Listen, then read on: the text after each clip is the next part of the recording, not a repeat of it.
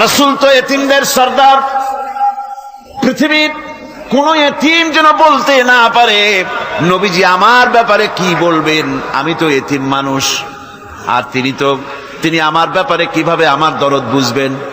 নবীজিকে আল্লাহ পাক কেমন এতিম বানালেন, সমস্ত দুনিয়ার এতিমদের সর্দার বানালেন। মায়ের পেটে যখন তিনি ছিলেন 6 মাসের সময় মায়ের পেটে থাকাকালীন বাপের এতিম হয়ে গেলেন। যখন প্রসব বেদনা শুরু হয়েছে মায়ের, দুনিয়ায় যখন তিনি আসবেন, হযরতে আমেনা ঘরের ভিতরে বসে তার অবস্থাটা কি, এই সন্তান পৃথিবীতে আসতে পারে যিনি সবচাইতে বেশি খুশি হবেন তিনি তো আজ দুনিয়ায় নাই। মনের ভিতরে কত কষ্ট। আল্লাহ রাব্বুল আলামিন তার হাবিবকে দুনিয়া আনলেন। রাসূলের দাদা ঘরের সামনে তাঁবুর সামনে দাঁড়ায়া তায়েফ থেকে আগত সাদিয়া গোত্রের লোকদেরকে বলতেছেন, এই ঘরের ভিতরে একটা এতিম বাচ্চা আছে, বেশি টাকা কড়ি দেওয়া যাবে না, যদি দয়া হয় নিয়ে যাও। গরিব মানুষ, এতিম মানুষ দেখে শুনে কেউ আর নিতে চায় না। সবশেষে এলেন ভাগ্যবতী মেয়ে, ভাগ্যবতী মহিলা হযরতে হালিমাতুস সাদিয়া, তিনি এসেছেন। কোনো ছেলে পেলে পায় নাই, সকলের শেষে তিনি এসেছেন। আব্দুল মুত্তালিব বলছেন, এই ঘরের মধ্যে একটা এতিম বাচ্চা আছে, দয়া হলে নিয়ে যেতে পারো। তিনি স্বামীর সঙ্গে পরামর্শ করলেন, এরপরে বললেন যদি দেখতে অন্তত ভালো হয়, মন যদি ভালো লাগে নিয়ে যাব, একেবারে খালি হাতে ফিরে যাওয়ার চাইতে তো ভালো। হযরতে হালিমা বলেন, আমি ঘরের মধ্যে প্রবেশ করলাম, মা আমেনার কোল থেকে শিশু মুহাম্মদ সাল্লাল্লাহু আলাইহি সাল্লামকে যখন আমি কোলে নিলাম, আমি হুজুরের চেহারার দিকে নজর করে দেখলাম, আমার কাছে মনে হলো যেন পূর্ণিমার চাঁদটা আমার কোলে ধরা দিয়েছে। রাসূল কি শিশু মুহাম্মদ সাল্লাল্লাহু আলাইহি সাল্লাম কি যখন নিয়ে বাড়ির দিকে রওনা হলাম, যে গাধা আমার সকলের পেছনে এসেছে সেই গাধা এখন সকলের আগে ছুটে চলে যায়। এরপরে বাড়ি যখন নিয়ে গেলাম, কুয়ায় পানি বাড়লো, গাছে ফসল বাড়লো, খেজুর গাছে খেজুর বাড়তে লাগলো, জমিনে ফলন বেড়ে গেল। রাসূলের দুধ বোন সাইমা রাসূলকে নিয়ে মুহাম্মদ সাল্লাল্লাহু আলাইহি সাল্লাম তাকে দোলনা নিয়ে দোল দিতেছে। কি আশ্চর্য অবস্থা! সাইমা তাকে দোল দিচ্ছে আর বলতেছে, বেঁচে থাকুক মুহাম্মদ সাল্লাল্লাহু আলাইহি ওয়াসাল্লাম, সে দীর্ঘজীবী হোক। কবি লিখতেছেন, কি আশ্চর্য কথা, বেদুইন বালিকা কারে নিয়ে দোল দেয় সে কি তা জানে?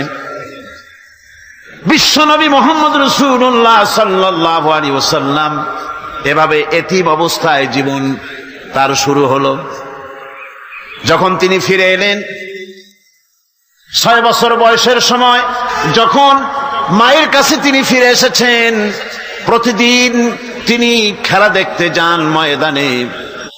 ইতিহাসের মধ্যে লেখা হয়েছে, মা প্রতিদিন সন্ধ্যার সময় তাকে ফিরে পান।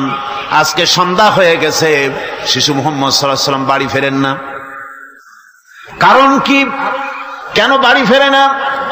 সন্ধ্যার দিকে তিনি চলে গিয়েছেন পাহাড়িয়া ময়দানে, যে দেখেন ধুধু করতেছে চতুর্দিকে, সন্ধ্যা হয়ে গেছে, অন্ধকার হয়ে গেছে, কোনো ছেলে পেলে নাই, কেউ নাই। পাহাড়ের পাদদেশে বসে শিশু মুহাম্মদ সাল্লাল্লাহু আলাইহি সাল্লাম কাঁদতেছেন। মা প্রশ্ন করলেন, বাবারে সন্ধ্যা উত্তীর্ণ হয়ে গেল, কেন একা একা বসে বসে কাঁদো? তিনি বলছেন, মাজি আজ কদিন খেলা দেখতে আসলাম ময়দানে, প্রতিদিন দেখি যখন সন্ধ্যা হয়ে যায় মুরব্বী শ্রেণীর কিছু লোক আসে, ছেলেকে নাম ধরে ডাক দেয়, ছেলেরা দৌড়ে তার বাবার কাছে চলে যায়, আর বাবা ছেলেকে কোলে নিয়ে মুখে চুমা দিয়ে বাড়ির দিকে নিয়ে যায়। আমি আজ কদিন পর্যন্ত এই ময়দানে এলাম, কোনদিন সন্ধ্যা বেলায় তো কেউ এসে আমাকে মুহাম্মদ বলে একটা ডাক দিল না। আমার আব্বা কি নাই? আল্লাহ রাব্বুল আলামিন বলেন, আলাম ইয়াজিদকা ইয়াতীমান ফাআওয়া, এরকম এতিম অবস্থায় পেয়ে আমি কি আপনাকে আশ্রয় দেই নাই? আপনাকে আমি পেয়েছি এতিম অবস্থায়, এরপরে আমি আপনারে আশ্রয় দিলাম। ওয়া ওয়াজাদাকা দাল্লান ফাহাদা, এরপরে আমি আপনাকে পথ হারা পেলাম, আমি আপনাকে পথের দিশা দিয়া দিলাম। ওয়া ওয়াজাদাকা আইলান ফাআগনা, এরপরে আমি আপনাকে দরিদ্র অবস্থায় পেয়েছি, তারপরে আমি আপনার দারিদ্র মুক্ত করেছি আপনাকে। সুতরাং ফাআম্মাল ইয়াতীমা ফালা তাকহার ওয়া আম্মাস সাইলা ফালা তানহার ওয়া আম্মা বিনি'মাতি রাব্বিকা ফাহাদ্দিস। সুতরাং নবী, এতিমের প্রতি নির্মম ব্যবহার করো না, এতিমের প্রতি ভালো ব্যবহার করো, নির্মমতা দেখাইও না। আর ভিক্ষুকতে ধমক দিও না, রূঢ়তা দেখিও না, আর আল্লাহর নেয়ামতের প্রশংসা করো। বহুত মানুষ আছে এতিমরে গলায় ধাক্কা দেয়। মানুষ যখন ভিক্ষা নিতে আসে, গরিব মানুষ ভিক্ষা চাইতে আসছে, ওই মেয়ে আত্মা হইতে জানো, দোয়া কুনুত জানো, বাড়ি যেয়ে কাজ করবা, এই সব আজে বাজে কথা বলে ভিক্ষা দেয় না। সাইলকে ধমক দিতে রাসূল করিম সাল্লাল্লাহু আলাইহি ওয়াসাল্লাম নিষেধ করেছেন, সাইলকে ধমক দিও না। গাড়িতে বসে যাচ্ছেন সাহেব, ট্রাফিক মোড়ে যখন সিগন্যাল জ্বললো, গাড়িগুলি দাঁড়ায় গেল, ফকির এসেছে, হাত নাই পাও নাই, বুড়া মানুষ, একটা পয়সা বার করে না। আবার এই মানুষটি ওই ফকিরকে ধমক দিয়া বার করে দিল। এরপরে এই লোকটি যখন কোনো মাজারের কাছে পৌঁছে গেল, 500 টাকার কড়কড়ে নোটটা ফেলে দিল। বলেন টাকা দরকার কার? মরা মানুষের না জিন্দা মানুষের? কার দরকার? যার টাকা দরকার ছিল তারে দেওয়া হলো না, যার দরকার নাই তারে দেওয়া হলো। এরপরে লোকটা না খেয়ে যখন মারা গেল, পথের ফকির, রাস্তার ফকির, না খেয়ে মারা গেছে। এরপরে তার কাফনের কাপড় নাই, লোকটাকে রাস্তার উপরে শোয়া একটা ছেঁড়া কাপড় দিয়ে ঢেকে রেখেছে। বড় লোকেরা, সাহেবরা তখন গাড়ি দাঁড় করে আর 5টা টাকা 2টা টাকা করে তার লাশের উপরে মারতেছে। এটা মানবতার এর চাইতে লাঞ্ছনা, মানবতার জন্য এর চাইতে গঞ্জনা আর কিছুই হতে পারে না। মানবতার প্রতি লাঞ্ছনা, এর থেকে আর দুর্গতি কি হতে পারে? বেঁচে থাকার সময় 1টা টাকা আপনি দিলেন না, মরে যাওয়ার পর বিদায় হয়েছে বালাই, এখন দেওয়া শুরু করেছে। আমার বন্ধুগণ, এজন্য এতিমের প্রতি দরদ করার জন্য আল্লাহ পাক কোরআনের ভিতরে পরিষ্কার বলেছেন। রাসূল করিম সাল্লাল্লাহু আলাইহি ওয়াসাল্লাম নিজে এতিম ছিলেন, আর এতিমের প্রতি তার এত দরদ ছিল, একবার তিনি ঈদের দিকে নামাজ পড়ার জন্য যাচ্ছেন। প্রতিমধ্যে দেখেন একটা বাচ্চা ছেলে কাঁদতেছে। এই রাস্তায় কত মানুষ গেল, কেউ দাঁড়ালো না থমকে, বাচ্চার ক্রন্দন কাউকে থামাইতে পারলো না। কিন্তু বিশ্ব নবী, দয়ার নবী রাহমাতুল লিল আলামিন বাচ্চার কান্না দেখে পাও বাড়াতে পারলেন না। নবীজি দাঁড়ায় গেলেন, জিজ্ঞেস করেন, ও বাচ্চা, ঈদের দিনে কাঁদো কেন? ঈদের দিনে তো কাঁদতে নাই। বাচ্চা বলে, তোমার কাছে বলবো না, আমি সেই সকালবেলা থেকে বসে আছি, আমি যদি মক্কার আব্দুল্লাহর পুত্র মুহাম্মদ রাসূলুল্লাহ সাল্লাল্লাহু আলাইহি সাল্লামকে পাই, মনের দুঃখ তার কাছে বলবো। বিশ্ব নবী জমিনের উপরে বসে পড়লেন, বাচ্চারে কোলের উপরে উঠায় বলেন, বাচ্চা বলো কি তোমার দুঃখ? তুমি যার জন্য বসেছো আমি তো সেই এতিম নবী, কি বলতে চাও? বাচ্চা বলতেছেন, ইয়া রাসূলুল্লাহ, আমার বাবা মারা গেছে সেই ছোট্টবেলায়, একেবারেই তখন মায়ের পেট থেকে আমি আসার পর বাপ মরে গেল। আমার মা আর একজনের সঙ্গে বিয়ে বসেছে, সেই পুরুষটি আমারে দেখতে পারে না। আমার মা যদি আমারে কোলে করে এসে সহ্য করতে পারে না, আমারে চুমা খাইলে সহ্য করতে পারে না, আমারে খাবার দিলে মা মার খায়। আজ ঈদের দিনে রাতে আমার মা আমাকে বলল, বাবারে তোমার কপাল খারাপ, তোমার বাবা মারা গেছে, তোমাকে সাহায্য করার কেউ নাই, আমি তোমার যত্ন করতে পারলাম না, কোলে নিয়ে সুমাও দিতে পারি না, আমার এমনই কপাল খারাপ। সুতরাং এতিমের দরদ এতিম ছাড়া আর কেউ বুঝবে না। তুমি আজ চলে যাও, ওই রাস্তায়, ঈদের রাস্তায় দাঁড়ায় থাকো, মাঠের রাস্তার পাশে, বিশ্ব নবীর কাছে তোমার দুঃখ বলো, এতিমের দুঃখ তিনি বুঝবেন। আমি মায়ের কথা মতো এই জায়গায় এতক্ষণ বসে আছি, হুজুর আপনি দয়া করে, আমার কথা তো আপনার কাছে বললাম, আমার মনের এই দুঃখ। নবীজি বাচ্চার কথা শুনতেছিলেন, চোখ দিয়া পানি পড়তেছিল, বাচ্চাকে বুকের সঙ্গে জড়িয়ে ধরে নবীজি বলেন, ও এতিম, মুহাম্মদ সাল্লাল্লাহু আলাইহি ওয়াসাল্লাম যদি তোমার পিতা হন আর হযরতে আয়েশা যদি তোমার মা হয়ে যায়, বলো তোমার মনের দুঃখ মেটে নাকি? ছেলে ডুকরে কেঁদে উঠলো আর বলল, ইয়া রাসূলুল্লাহ, আপনি যদি আমার পিতা হন আর আয়েশা যদি আমার মা হয়ে যায়, এর থেকে বড় সৌভাগ্যের আমার তো আর কিছুই নাই।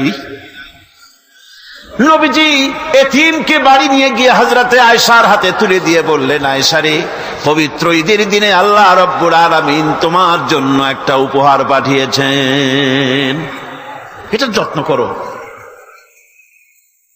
এতিমের প্রতি দরদ রাখার জন্য আল্লাহ রাব্বুল আলামিন বলেছেন, এতিম, মিসকিন, বিধবা, অসহায় লোক, তাদের প্রতি যাতে করে মুসলিম সমাজ লক্ষ্য রাখে, সেজন্য আল্লাহ পাক নির্দেশ করেছে।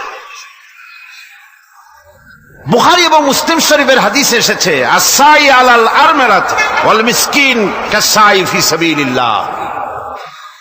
বিধবাদের জন্য, মিসকিনের জন্য কেউ যদি কোনো উদ্যোগ গ্রহণ করে, কেউ কোনো সাহায্য দেয়, জিহাদের ময়দানে জিহাদ করে আল্লাহর রাস্তায় যে সওয়াব পাওয়া যায়, যে মর্যাদা পাওয়া যায় আল্লাহর কাছে, এতিম, মিসকিন, বিধবাকে সাহায্য করলে সেই সওয়াব আল্লাহ রাব্বুল আলামিন আমলনামায় দিয়ে দেন।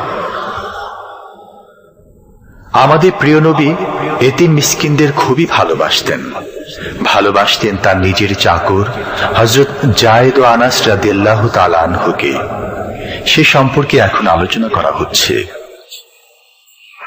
তার চরিত্রই প্রমাণ করে, নবীদেরকে বাইয়িনাত দেওয়া হয়েছে, এমন চরিত্র, আচার আচরণ দেওয়া হয়েছে যাতে করে লোকেরা অভিভূত হয়ে যায়, আকৃষ্ট হয়ে যায়। হযরতে যায়েদ, তিনি তো কৃতদাস ছিলেন, হারায় গেলেন বাপ মা থেকে, আর এরপরে কুদরত তারে মুহাম্মদ সাল্লাল্লাহু আলাইহি ওয়াসাল্লামের ঘরে উঠায় দিল। তিনি তখনও আল্লাহর নবী, তখনও নবুয়তের দায়িত্ব পান নাই।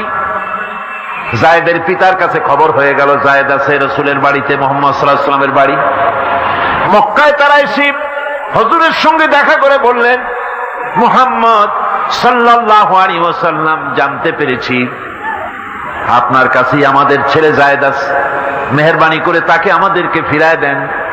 হুজুর বলেন, যায়েদ যদি তোমাদেরকে চিনতে পারে আর যদি যেতে চায়, আমার পক্ষ থেকে কোনো আপত্তি নাই, অবশ্যই যাবে। তবে যায়েদ যদি যেতে না চায়, আমি এমন লোক নই যে কেউ আমার কাছে থাকতে চাইলে আমি জোর করে তাকে ঠেলেও দিতে পারি না, আমি তেমন লোক নই। পিতা বললেন, আপনি অবশ্যই যুক্তিপূর্ণ কথা বলেছেন। হযরতে যায়েদকে আনা হলো। হুজুর বললেন, তুমি কি চেনো এদের? কি? যায়েদ বললেন, চিনি, ইনি আমার বাবা, উনি আমার চাচা। যায়েদের পিতা বলেন, বাবারে বাড়ি চলো, তোমার মা কেঁদে কেঁদে হয়রান, চলো বাড়ি যাই, বাড়ির যা কিছু আছে সব তোমাকে ফিরিয়ে দেওয়া হবে। হযরতে যায়েদ বলতেছেন, পিতা, বাড়িতে যা আছে তাই শুদ্ধ, তামাম দুনিয়াটা যদি আমারে দেওয়া হয়, এই লোকটির কাছে থেকে যে ব্যবহার পেয়েছি, আমি এই লোকের কদম ছেড়ে যেতে পারি না। তার চরিত্রই প্রমাণ করে তিনি নবী, কি ব্যবহারটা পেয়েছেন। হযরত আনাস রাদিয়াল্লাহু তাআলা আনহু ছোট মানুষ, 8 বছর বয়সের সময় হুজুরের খাদেম হয়ে হুজুরের বাড়িতে আসছেন। আচ্ছা, 8 বছর বয়সের কিশোর ভুল তো করতেই পারে, গরম পানি চাইলে ঠান্ডা পানি এনে দেবে, স্যান্ডেল চাইলে জুতো আনবেন, বিছানা বিছাইতে বললে উঠাই দেবে, এটা স্বাভাবিক। কিশোর মানুষ, ছোট মানুষ, এবার শুনুন, বাইয়ানাত কারে বলেন? নবীদের বাইয়ানাত আল্লাহ যে দিয়েছেন সেটা কি জিনিস? সেটা হলো উন্নত মানের চরিত্র, তার ব্যবহার ওঠা বসা যা দেখলে মানুষ বুঝতে পারে তিনি আল্লাহর নবী। হযরতে আনাসের মুখে শুনুন, হযরতে আনাস রাদিয়াল্লাহু তাআলা আনহু বলেন, একাধিক ক্রমে টানা 10টি বছর রাসূলের খেদমতের ভিতরে নিয়োজিত ছিলাম। 10টি বছরের ভিতরে একটা দিনের জন্য নবীজি আমাকে ধমক দিয়ে কথা বলেন নাই। এটা ধমক দিলেন না আমারে, এটা করছো কেন, এটা করো নাই কেন? সুবহানাল্লাহি বিহামদিহি। গোটা পৃথিবীর সমস্ত মুমিন মুসলমানদের, পুরুষ আর নারীদের জীবন, কলিজা, রক্ত রাসূলের কদম মোবারক উৎসর্গ হয়ে যায়। মহান রব্বুল আলামিনের কাছে তার হাবিব রাসূলুল্লাহ সাল্লাল্লাহু আলাইহি ওয়াসাল্লামের ছিল বিশেষ মর্যাদা। আসুন আমরা সে সম্পর্কে আলোচনা শুনি। আমার ভাইরা, রাসূল পাক সাল্লাল্লাহু আলাইহি ওয়াসাল্লাম আল্লাহর নবী এমন এক মহান সত্তা ছিলেন যে তিনি দোয়া আল্লাহর দরবারে হাত উঁচু করতে দেরি আছে, কিন্তু দোয়া কবুল হতে দেরি নাই।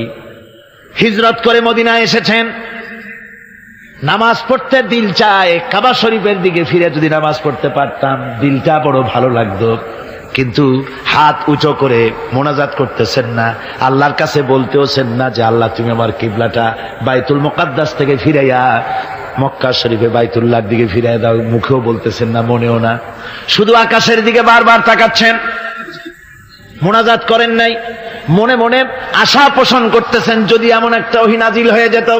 আল্লাহ রাব্বুল আলামিন সঙ্গে সঙ্গে রাসূল জোহরের নামাজ পড়তেছিলেন, 2 রাকাত পড়া হয়ে গেছে, এমন সময় ওহী নাজিল হয়ে গেল, ক্বাদ নারা তাকাল্লুবা ওয়াজহিকা ফিস সামা। ও নবী, আমি দেখতে পেয়েছি বারবার আপনি আকাশের দিকে তাকাচ্ছেন। সুবহানাল্লাহ, আমি দেখতে পেয়েছি। ফালানুওয়াল্লিয়ান্নাকা কিবলাতান তারদাহা ফাওয়াল্লি ওয়াজহাকা শাতরাল মাসজিদিল হারাম। আর দেরি নাই, আপনার মনের আশা পুরা হয়ে গেছে, এক্ষুনি আপনার কিবলা পরিবর্তন করুন। হুজুর 2 রাকাত পড়েছিলেন বাইতুল মাকদাসের দিকে ফিরে, বাকি 2 রাকাত তিনি মক্কা শরীফের কাবা শরীফের দিকে ফিরলেন। আজও পর্যন্ত সেই মসজিদ আছে, সাক্ষ্য দিচ্ছে নবীর কথা কিভাবে মঞ্জুর হয়। মসজিদে কিবলাতাইন মদিনা মুনাওয়ারায় সে মসজিদ আজও আছে।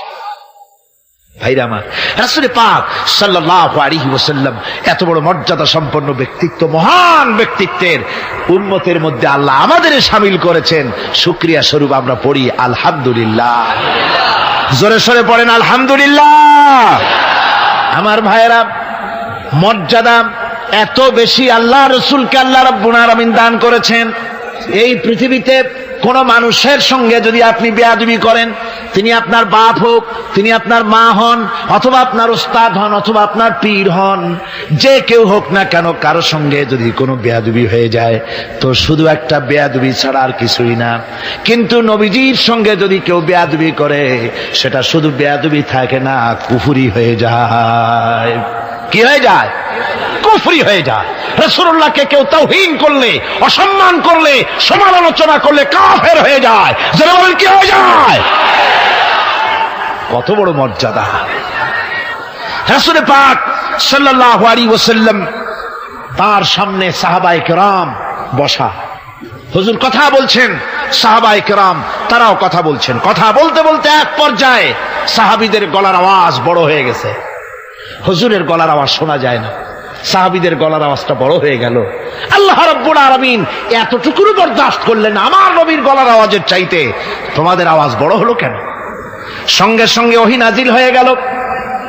আল্লাহ রাব্বুল আলামিন বলেন, ইয়া আইয়ুহাল্লাযীনা আমানু লা তারফাউ আসওয়াতাকুম ফাওকা সাওতিন নবী।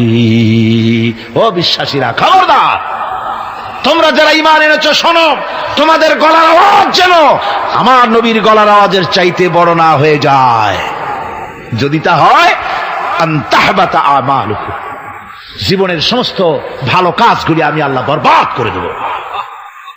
আজ পর্যন্ত এই আয়াতে কারিমা রাসূল পাক সাল্লাল্লাহু আলাইহি ওয়াসাল্লামের রওজায়ে আতহারের সামনে সবুজ সাইনবোর্ডের উপরে সোনার অক্ষর দিয়ে এই আয়াতে কারিমা লেখা রয়েছে সুবহানাল্লাহ।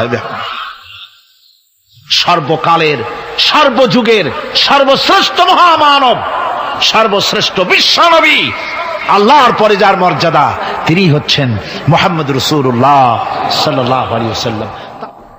রাসূলুল্লাহ সাল্লাল্লাহু আলাইহি ওয়াসাল্লামের প্রতি মহান আল্লাহর ভালোবাসার অন্যতম নিদর্শন হচ্ছে মেরাজ।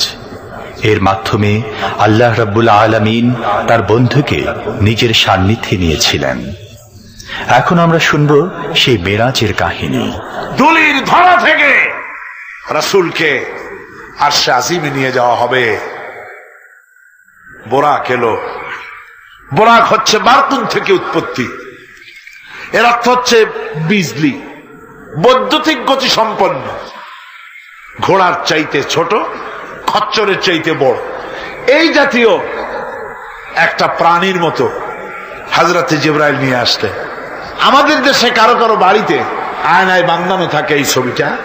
ঘোড়া আছে, দুইটা ডানা আছে, মাথাটা মেয়ে লোকের মতো, চুলগুলো ঝুলে পড়ছে, নিচে লেখা আছে হাজা বোরাকুন নবী সাল্লাল্লাহু আলাইহি ওয়াসাল্লাম। আন্দাজে কোথায় পাইছে আল্লাহ জানে, মিথ্যে কথা, বাজে কথা। আল্লাহ এরকম একটা মেয়ে লোক মার্কা ঘোড়া পাঠাইছিল হুজুরকে নেওয়ার জন্য, এটা কথা হইল। রাসূলকে মক্কা থেকে, উম্মে বাবে উম্মে হানি থেকে হুজুরকে বের করে নিয়ে যাওয়া হলো বাইতুল মাকদাসে। সমস্ত পয়গম্বর, দুনিয়া আল্লাহ যাদের পাঠিয়েছিলেন, সমস্ত রূহ উপস্থিত ছিল সেখানে। রাসূল করিম সাল্লাল্লাহু আলাইহি ওয়াসাল্লাম এখান থেকে মেরাজ করলেন। এতটুকু ছিল ইসরা। কোরআনে কারীম বলছে, আজকের কারি সাহেব যেখান থেকে তেলাওয়াত করেছিলেন, সুবহানাল্লাযী আসরা বিআবদিহি লাইলাম মিনাল মাসজিদিল হারামি ইলাল মাসজিদিল আকসা। সুবহানাল্লাযী, সমস্ত দুর্বলতা, অক্ষমতা থেকে মুক্ত সেই সত্তা যিনি তার বান্দাকে ইসরা করিয়েছেন, মেরাজ করিয়েছেন। কল সুবহানাল্লাহ। সমস্ত দুর্বলতা, অক্ষমতা থেকে মুক্ত তিনি পার করে নিয়ে গিয়েছেন। তারপরে মুহূর্তের ভিতরে মহাশূন্য পাড়ি দিয়ে, সেই মহাশূন্য মানে কি? এইখান থেকে সূর্য কত দূরে জানেন না? 9,30,00,000 মাইল দূরে এখান থেকে সূর্য। সেই সূর্য, তারপরে রয়েছে গ্যালাক্সি, মিল্কি ওয়ে, গ্রহ নক্ষত্র, সে যে কত দূরে, যে সমস্ত তারকা, এমন বহুত তারকা আছে যে তারকা সৃষ্টির পর তার আলো পৃথিবীর মাটি আজ পর্যন্ত স্পর্শ করে নাই, অথচ আলোর গতি প্রতি সেকেন্ডে কত মাইল?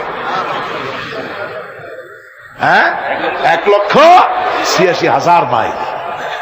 এই 1,86,000 মাইলের সেকেন্ড, এর মিনিট, এর ঘন্টা, এর দিন, এর সপ্তাহ, এর মাস, এর বছর, এটাকে বলা হয় লাইট ইয়ার, আলোকবর্ষ। সেই তারকা তৈরি হওয়ার পর কত সহস্র সহস্র লাইট ইয়ার চলে গেল, আজ পর্যন্ত সেই তারকার আলো পৃথিবীর মাটি স্পর্শ করতে পারে নাই। তাহলে সেই তারা কোথায়? আল্লাহ রাব্বুল আলামিন তার হাবিবকে চাঁদ, সূর্য, গ্রহ, নক্ষত্র, মহাশূন্য পাড়ি দিয়ে, তারপরে 7 আকাশ পাড়ি দিয়ে সিদরাতুল মুনতাহা পর্যন্ত নিয়ে গেলেন। জোরে কোন সুবহানাল্লাহ। এবার সিদরাতুল মুনতাহা পর্যন্ত যাওয়ার পথে যত ঘটনা ঘটলো, সেগুলো আপনারা ইতিহাস থেকে পড়ে নেবেন, ওগুলি বলার সময় আমার কাছে নাই। সিদরাতুল মুনতাহায় যাওয়ার পর হযরত জিবরাইল বলেন, আর আমি যেতে পারবো না, এটা হলো বিপজ্জনক বর্ডার। আমি যদি আর এক চুল অগ্রসর হই তাহলে আমি জ্বলে পুড়ে ছাই হয়ে যাব, আমার আর যাওয়ার অধিকার নাই। হুজুর সেখানে বসে থাকলেন। জিবরাইল বলে গেলেন, এখান থেকে আপনাকে নেওয়ার কুদরতি ব্যবস্থা হয়ে যাবে। রাসূল দুনিয়ায় ফিরে এসে হযরতে বেলালকে ডেকে বলেছিলেন, বেলাল গো, এমন কি আমল তুমি করো আমারে শোনাও। হযরতে বেলাল বলেন, হুজুর আমার আমল তো সব আপনি জানেন। কয় না, কি করো শোনাও। বেলাল বলেন, হুজুর খাস আমলের মধ্যে এতটুকু আছে যে আমি কখনো বিনা উজুতে থাকি না, যখন উজু চলে যায় উজু করি আর উজুর ইহতিমামের জন্য 2 রাকাত নফল নামাজ পড়ি। হুজুর বলেন, বেলাল তুমি এই আমল ছাড়বা না, কারণ সিদরাতুল মুনতাহায় হযরত জিবরাইল আমারে যখন ছেড়ে চলে গেলেন আমার একা একা বড় ভয় লাগতে লাগলো। তখন আমার মনে হচ্ছিল তুমি যেন আমার চতুর্দিকে হাঁটতেছো। আমার ভাইরা, রফরফ নামক বিছানা চলে এলো। কুদরতি এই বিছানায় চড়ে নবীজি আল্লাহ রাব্বুল আলামিনের দরবারে আরশে আজিমে পৌঁছে গেলেন। জোরে বলেন সুবহানাল্লাহ, জোরে বলেন সুবহানাল্লাহ। যেখানে পৃথিবীর কোন মানুষের যাওয়া সম্ভব নয়, গোটা পৃথিবীর মানুষের মর্যাদা আল্লাহ পাক বাড়ায় দিলেন, আরশে আজিমে হুজুরকে নিয়ে গেলেন। তারপরে তিনি কথাবার্তা হুজুরের সাথে কি বললেন সেই কথাগুলি নিয়ে আমাদের দেশে কথা হলো এই যে হুজুরকে নিয়ে আল্লাহ 5 ওয়াক্ত নামাজ দিছিলেন তো 50 ওয়াক্ত। মুসা আলাইহিস সালামের সাথে দেখা না হইলে তো কাম সারছিল, আমাদের আর উপায় ছিল না। আরে ভাই, শুধু নামাজ দেওয়াই যদি উদ্দেশ্য হবে তাহলে রোজার মতো তো আল্লাহ দুনিয়ায় বসে দিতে পারতেন কিনা, হজের মতো জাকাতের মতো পারতেন কিনা। শুধু নামাজের জন্য নয়, আল্লাহ পাকের কায়নাত দেখাবার জন্য আল্লাহ পাক তাকে নিয়েছিলেন। বেহেশত দেখাইছেন, দোজখ দেখাইছেন, ভালো কাজ করলে কিরকম শান্তি হবে, খারাপ কাজ করলে কিরকম শাস্তি হবে চোখে দেখাই দিয়েছেন মুহাম্মদ রাসূলুল্লাহ সাল্লাল্লাহু আলাইহি ওয়াসাল্লামকে।